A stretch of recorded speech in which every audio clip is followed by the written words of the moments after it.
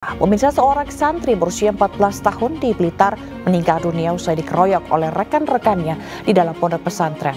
Korban yang dituduh mencuri uang saku langsung dihajar oleh sejumlah santri. Korban sempat mendapat perawatan intensif selama 4 hari di unit gawat darurat Rumah Sakit Daerah Ngudi Waluyo Wulingi, Kabupaten Blitar. Namun naas, santri tersebut meninggal dunia. Astagfirullah, saya sampai berkaca-kaca melihat video ini.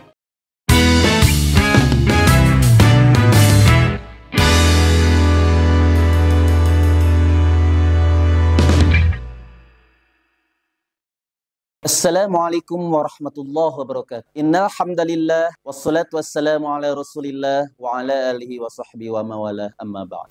Sahabat spirit Islam dimanapun Anda berada, semoga selalu dalam lindungan Allah dan rahmatnya Allah Subhanahu wa taala. Alhamdulillah kita masih bisa berjumpa walaupun hanya sekedar di dalam YouTube. Perlu diketahui bahwa channel Spirit Islam ini selain menyajikan kajian-kajian kitab kuning dan kajian-kajian Islami lainnya, channel Spirit Islam ini juga menyajikan konten reaction yang akan mereaksi berbagai macam kejadian yang lagi viral baik itu di medsos maupun di kehidupan nyata. Alhamdulillah kita kali ini sudah mendapatkan beberapa video yang sedang ramai dibicarakan, bahkan ramai disiarkan di stasiun televisi. Untuk lebih singkatnya sebelum kita mereaksi, mari kita tonton videonya bersama-sama terlebih dahulu.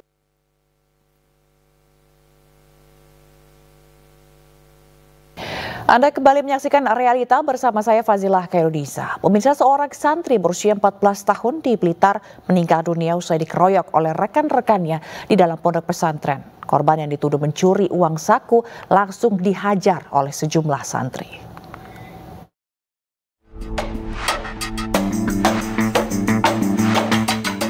Seorang santri berusia 14 tahun asal desa Pandanarum, Kecamatan Sutojayan, Kabupaten Blitar, meninggal dunia.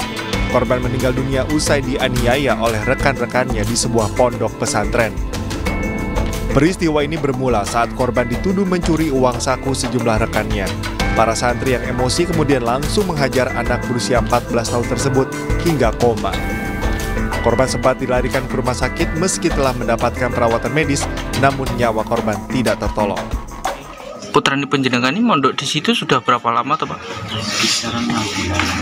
6 bulan. Tapi sebelum kejadian pas pengeroyokan itu pernah cerita nggak Pak di situ ada permasalahan nopo-nopo ngoten?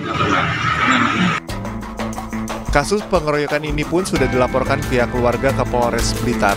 UPT PPA Dinas Pemberdayaan Perempuan dan Perlindungan Anak Kabupaten Blitar kini masih melakukan pendampingan terhadap keluarga korban dan para pelaku. Tadi sebagai pendamping hukum langsung meluncur ke.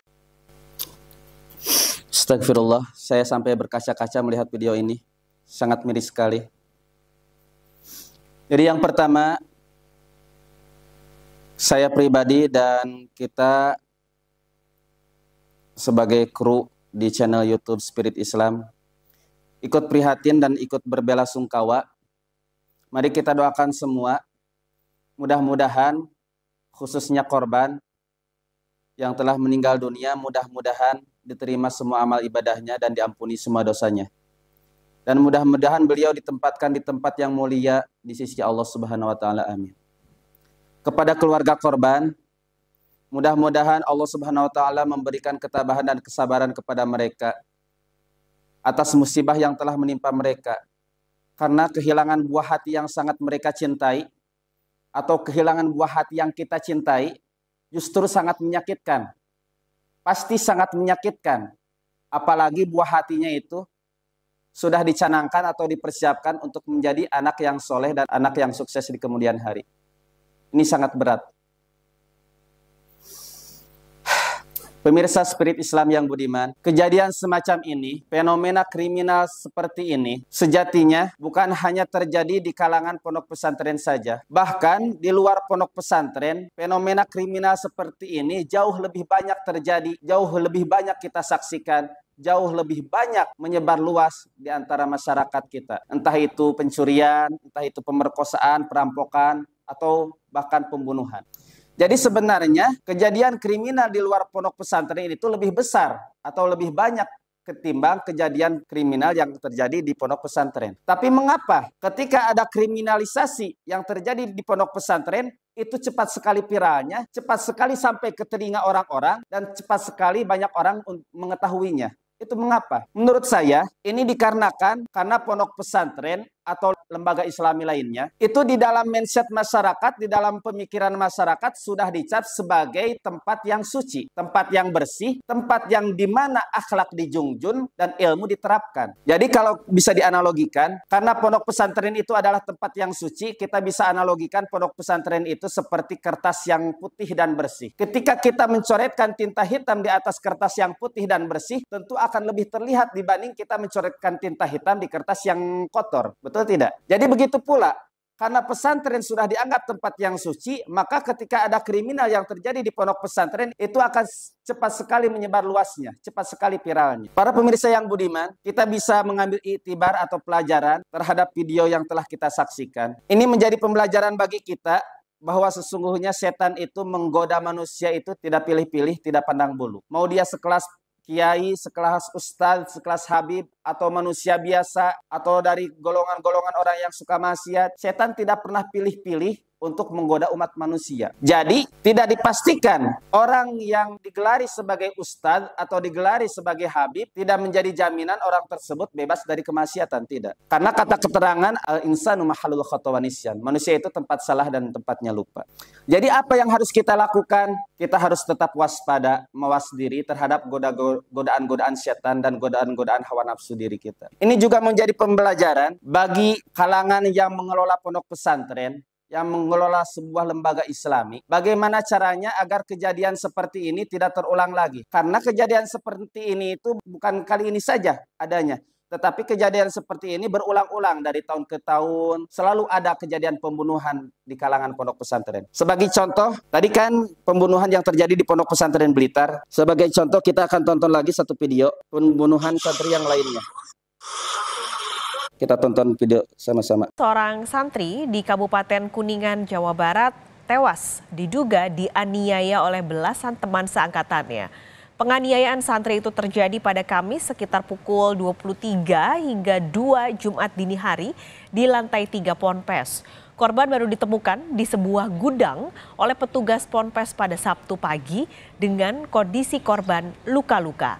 Korban sempat dibawa ke Rumah Sakit Juanda, namun karena tidak ada dokter saraf, Rumah Sakit Juanda merujuk. Menurut saya sudah cukup sekian.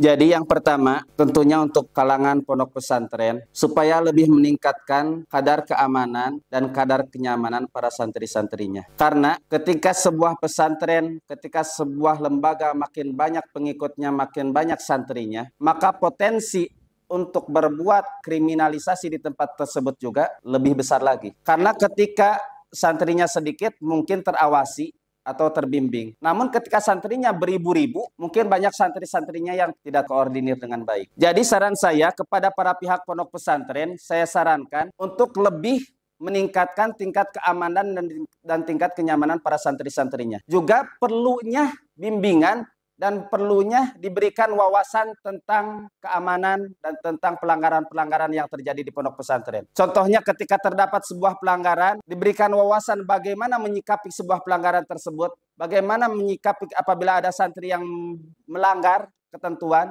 dan sebagainya. Yang pertama mungkin harus diutamakan bimbingan terhadap para santri-santrinya. Mengenai hal ini, saya teringat kasus yang terjadi pada saudara saya. Saudara saya pernah pondok pesantren di sebuah pondok pesantren di Cianjur. Saya tidak sebutkan pondok pesantrennya untuk menjaga nama baik. Jadi saudara saya pernah mondok di sebuah pondok pesantren. Kemudian ada kejadian bahwa saudara saya itu dituduh darmaji. Tahu darmaji? Darmaji itu adalah ketika berbelanja ke warung, makannya 5 tetapi ngakunya cuma 1. Jadi makan 5 ngakunya 1. Jadi darmaji, dahar 5 ngaku 1, ngaku hiji. Jadi saudara saya itu dituduh melakukan darmaji. Kemudian saudara saya dipanggil ke kantor keamanan untuk diinterogasi. Kemudian saudara saya mendapatkan interogasi yang cukup keras. Ia dipaksa untuk mengaku, ia tidak mengaku juga. Kemudian ia dipukul dan ia tetap tidak mengaku. Kemudian ekstrimnya dia lalu disetrum. Karena saudara saya tidak tahan dengan siksaan-siksaan tersebut, akhirnya saudara saya mengakui apa yang ia tidak lakukan. Nah, hal seperti ini seharusnya tidak terjadi. Bahkan ini yang melakukan oknum-oknum keamanan yang ada di pondok pesantren tersebut. Harusnya tidak terjadi. Jadi pihak pimpinan pesantren harus mawas diri, harus memberikan bimbingan terhadap santri-santrinya dan terhadap keamanan, terhadap pengurus-pengurusnya, harus memberikan arahan bagaimana menyikapi pelanggaran-pelanggaran yang ada di pondok pesantren.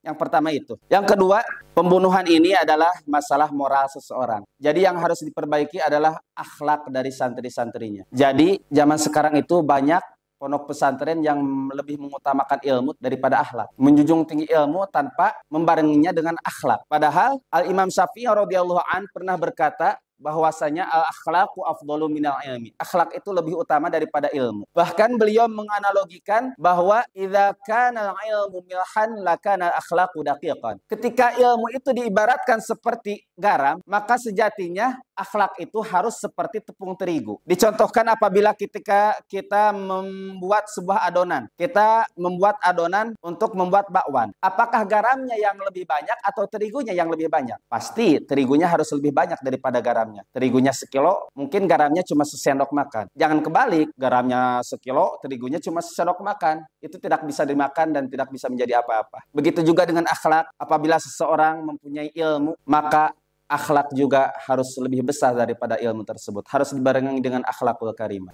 Bahkan Nabi Muhammad SAW pun pernah bersabda, innama bu'itsu liutammima makarimal akhlak. Sesungguhnya saya diutus kepada manusia itu untuk menyempurnakan akhlak umat manusia, bukan untuk menyempurnakan ilmu manusia, bukan. Justru akhlak yang akan disempurnakan oleh Nabi. Jadi yang pertama tadi memberikan wawasan terhadap pelanggaran yang terjadi di lingkungan tersebut. Yang kedua memberikan ilmu lebih terhadap akhlak-akhlak. Padahal setelah saya telusuri di dalam video kejadian ini, nama pondok pesantrennya itu, saya tidak sebutkan namanya, mencerminkan bahwa pondok pesantren tersebut berjalan dan memfokuskan diri untuk membina akhlak-akhlak santrinya. Jadi di samping mengkaji ilmu-ilmu Islam yang lainnya, tapi yang lebih difokuskan adalah merubah akhlak santrinya agar menjadi santri-santri yang berakhlakul karimah. Namun kejadiannya seperti ini. Yang ketiga, pihak pondok pesantren juga jangan angkat tangan, jangan tutup mulut atas kejadian seperti ini. Saya lihat di dalam video bahwa pihak pesantren menyerahkan segala urusan tentang pembunuhan ini ke pihak kepolisian. Menurut saya ini tidak patut. Karena sebetulnya menurut saya pimpinan pesantren dan para pengurus pesantren adalah orang yang harus paling bertanggung jawab atas kasus yang